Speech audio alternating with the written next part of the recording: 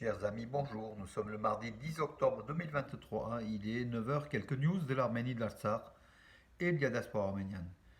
Alors que l'Artsakh, le Haut-Karabakh, est vidé de ses habitants arméniens, la mission de l'ONU est arrivée pour la deuxième fois à Stepanakert et les environs, donc sur le territoire de la République de l'Artsakh occupée par l'Azerbaïdjan. À quoi sert donc cette mission de l'ONU, donc qui part de Bakou et qui arrive donc sur le territoire de l'Artsakh?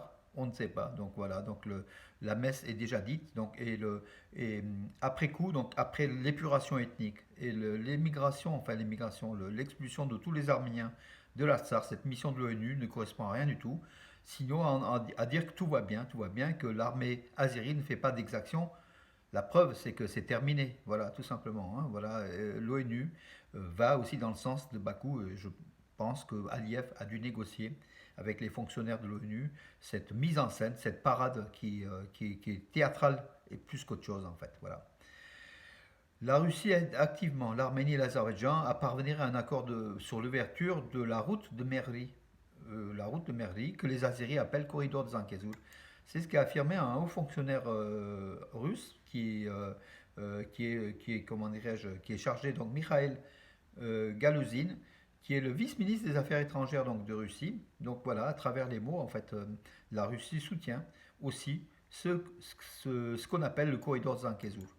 Mais on a appris donc hier que l'Iran effectuait donc réalisait un corridor pour donc justement entre l'Azerbaïdjan et le Nakhitchevan à travers le territoire iranien. Donc ça élimine le corridor de Zangezur du coup. Donc si l'Iran ouvre cette voie, elle est en cours de construction, on a des images, ça élimine la nécessité de faire un corridor sur le territoire souverain de l'Arménie. Voilà, donc en fait, une chose de moins, c'est au moins, comment dirais si l'Iran prend en charge cela, ça met moins en danger le sud, le Saint-Kézour, le sud de l'Arménie. Voilà. Que dire d'autre? Oui, l'Union européenne, l'ambassadeur de l'UE en Arménie a rejoint la mission d'observation de l'UE aux frontières donc près de Sotk, dans la région de Keralkunik. Donc l'ambassadeur de l'UE en Arménie a fait, comment dirais-je, a fait une visite avec les observateurs de l'Union européenne. Ils sont au nombre de plus de 100 hein, déployés donc à la frontière arméno-azérie.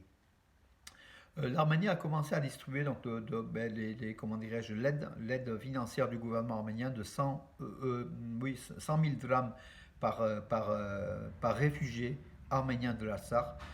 Ils sont au nombre de 52 600 à avoir déjà touché, reçu, donc ça, cette première partie. Hein, voilà.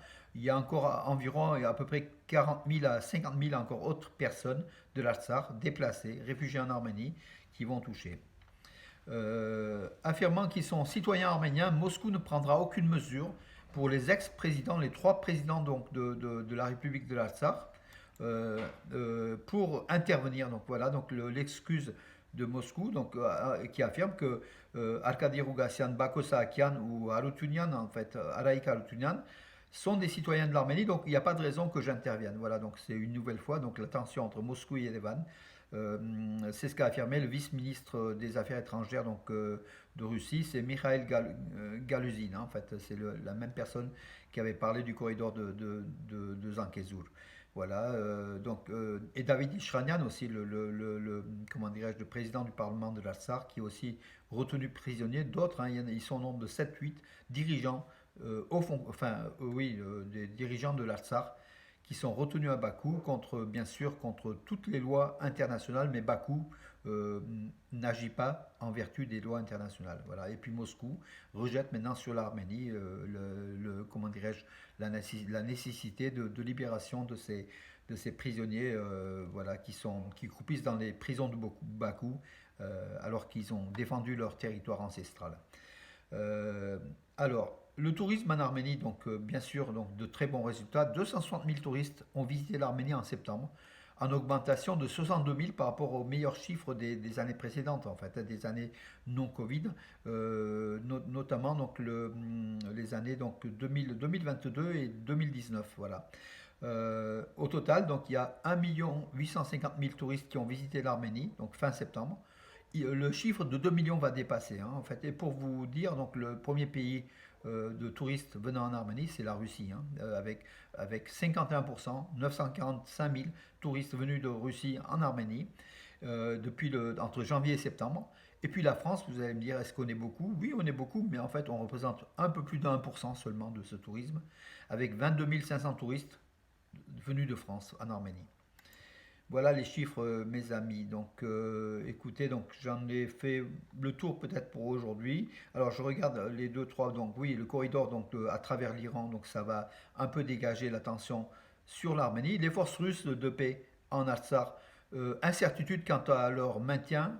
Voilà, donc ils ont quelques postes à Askeran, à Mardouni, ils ont abandonné quelques postes, ces Russes, mais a priori ils se sont repliés sur Stepanakert. Peut-être la Russie veut rester aussi, hein, donc sur place pour essayer. Et d'ailleurs, l'émigration des Arméniens, le nettoyage ethnique des Arméniens et comment dirais-je, le départ massif vers l'Arménie n'a pas beaucoup arrangé la Russie, puisque la Russie n'a aucun alibi aujourd'hui pour maintenir ses forces russes de paix en Artsakh pour contrôler en fait cette région du Sud-Caucase.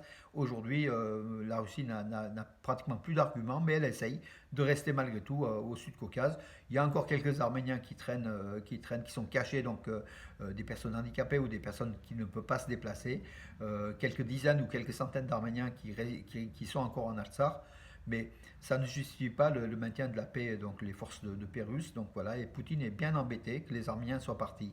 Mais il était aussi à la base hein, de ce départ. Donc maintenant qu'ils ne se plaignent pas qu'il n'y ait pas de mobile et qu'ils soient expulsés. Donc l'Azerbaïdjan va les expulser tout simplement. Hein. Donc on verra donc dans les semaines qui viennent. Mais il n'y a pas de mobile, ils n'ont pas de raison de rester en Artsakh maintenant qu'ils n'ont pas fait leur travail, hein, tout simplement. Voilà mes amis, écoutez, j'en ai terminé pour aujourd'hui. C'est un peu court, mais bon, c'est ainsi, hein, l'actu des fois elle est comme ça. Je vous donne rendez-vous à demain. Bonne journée.